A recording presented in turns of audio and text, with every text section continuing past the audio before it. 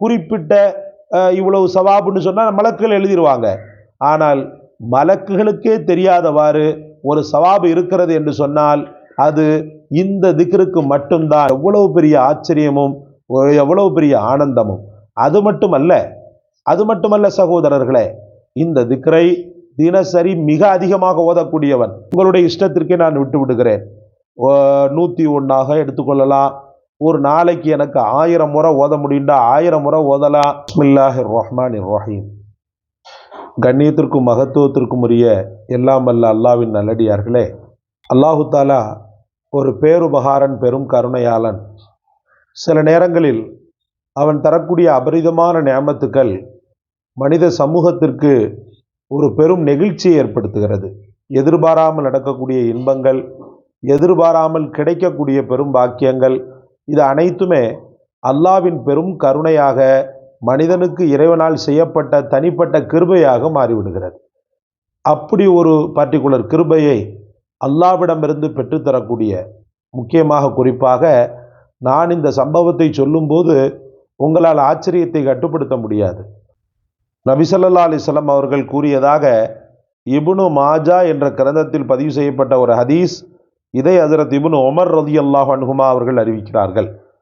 ஒரு மனிதர் ஒரு தடவை யா ரப்பி லக்கல் ஹம்து கமா யம்பகி லி ஜலாலி வஜ்ஹிக வ அலீமி சுல்தானிக, யா ரப்பி லக்கல் ஹம்து கமா யம்பகி லி ஜலாலி வஜ்ஹிக வ அலீமி சுல்தானிக, யா ரப்பி லக்கல் ஹம்து கமா யம்பகி லி ஜலாலி வஜ்ஹிக வ அலீமி சுல்தானிக.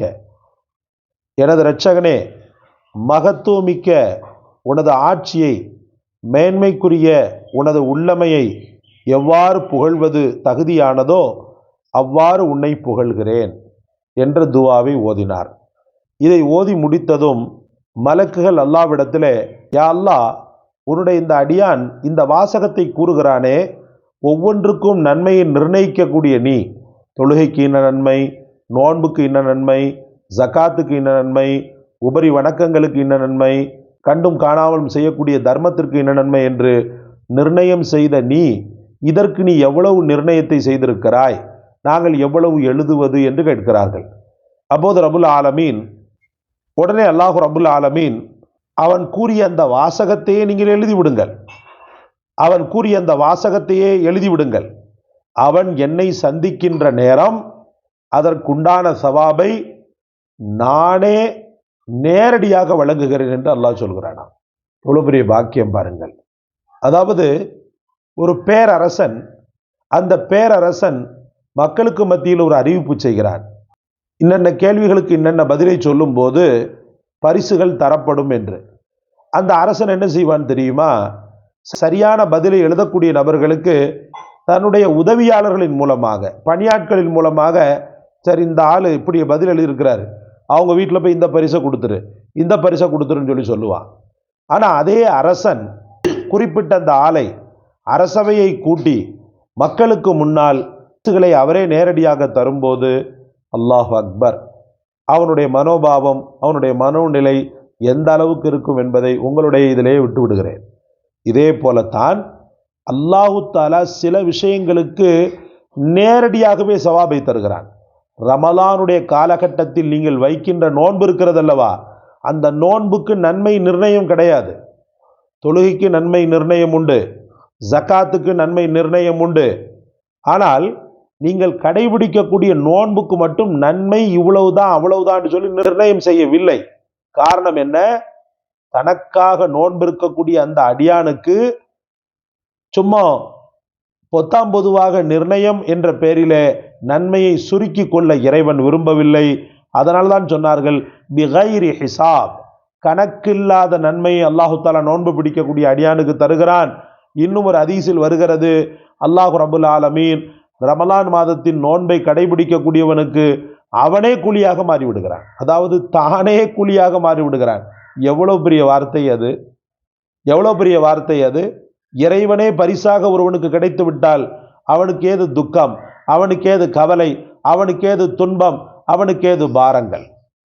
அப்ப அன்பிற்குரிய அல்லாஹ்வின் பெருமக்களே, ஏதேசம் அந்த கேட்டகரியை பார்த்தீங்கன்னு சொன்னா, நோன்பு காலகட்டத்தில் எப்படி நேரடியாக சவாபை அள்ளி வழங்குகிறானோ அதே போல இப்போது நான் ஓதிய இந்த திக்ருக்கும் அல்லாஹு தாலா நன்மைகளை பாரதூரமாக அள்ளி வழங்குகிறான், கணக்கற்ற நிலையில் நேரடியாக. ஏன்னா இந்த சவாபை குறிப்பிட்ட இவ்வளவு சவாபுன்னு சொன்னால் மலக்குகள் எழுதிடுவாங்க. ஆனால் மலக்குகளுக்கே தெரியாதவாறு ஒரு சவாபு இருக்கிறது என்று சொன்னால் அது இந்த திக்ருக்கு மட்டும்தான். திரும்பவும் சொல்கிறேன், யா ரப்பி லக்கல் ஹம்து கமா எம்பகி லி ஜலாலி வஜ்ஹிக வ அதீமி சுல்தானிக என்ற இந்த வார்த்தைக்கு அல்லாஹு தஆலா வைத்திருக்கிறான் என்பது எவ்வளவு பெரிய ஆச்சரியமும் எவ்வளவு பெரிய ஆனந்தமும். அது மட்டுமல்ல சகோதரர்களே, இந்த திக்ரை தினசரி மிக அதிகமாக ஓதக்கூடியவன். உங்களுடைய இஷ்டத்திற்கே நான் விட்டு விடுகிறேன். 101 எடுத்துக்கொள்ளலாம். ஒரு நாளைக்கு எனக்கு 1000 முறை ஓத முடியுண்டா 1000 முறை ஓதலாம். ஒரு நாளைக்கு இவ்வளவுதான் ஓதலான்னு சொன்னால் இவ்வளவு அல்ஹம்துலில்லாஹ் நீங்கள் ஓதுங்க.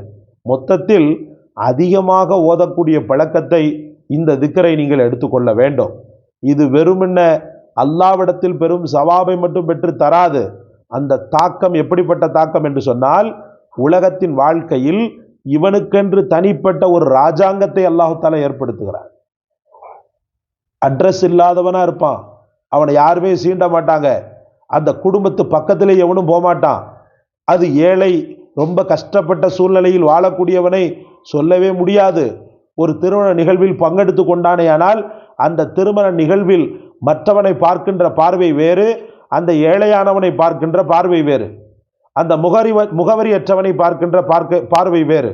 ஆனால் எப்போது இறைவனுடைய ஆங்காரத்தன்மையையும் அதிகாரத்தன்மையையும் பறைசாற்றக்கூடிய இந்த திக்ரை ஒருவன் மொழிந்தானோ அவனுக்கு அல்லாஹ் தரக்கூடிய பெரிய நேமத் சுல்தான் என்ற அந்த வார்த்தை இடம்பெற்றதனால் அல்ஹம்துலில்லாஹ் இறைவன் ஒரு தனிப்பெரும் ஆளுமையை அல்லாஹு தஆலா அவனுக்கு நசீபாக்குகிறான். மிகச்சிறந்த, அது பதவியா இருக்கலாம், பட்டமா இருக்கலாம், பணமா இருக்கலாம், காசா இருக்கலாம், செல்வாக்கா இருக்கலாம், செல்வமா இருக்கலாம், என்ன வேணும் அனைத்தையும் பெற்றுத்தரக்கூடிய திக்ர் இது நம் கையில் இருக்க நெய் சொல்வார்கள் அல்லவா, வெண்ணெய் கையில் இருக்க நெய்க்கு அலைஞ்ச கதை என்று. அந்த மாதிரி கையில் இதை வைத்துக்கொண்டு கவலை வேண்டாம், திக்ரை இன்றிலிருந்து தொடங்குங்கள்.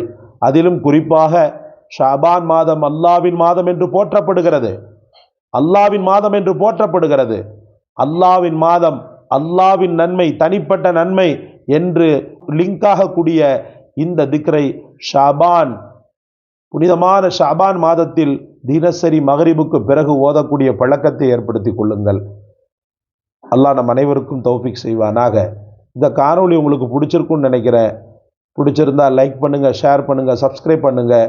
எல்லாவற்றை விட மேலாக இந்த வசீஃபாவை தங்களுக்கு சொன்ன எமக்காக துஆ செய்யுங்க. ஜஸாக் அல்லாஹ். அஸ்ஸலாமு அலைக்கும் வரஹ்மத்துல்லாஹ்.